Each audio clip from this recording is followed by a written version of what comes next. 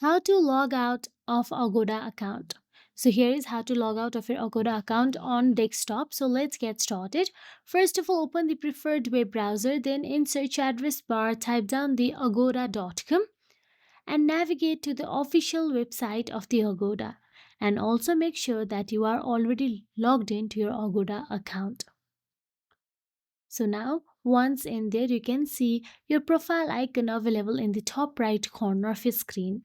Once you tap on your profile icon or your initial, then you will get to see a drop down menu appear on your screen. Now, once from your drop down menu, all you have to do is scroll down and there you will get to see sign out. Tap on the sign out or log out and you will be logged out instantly.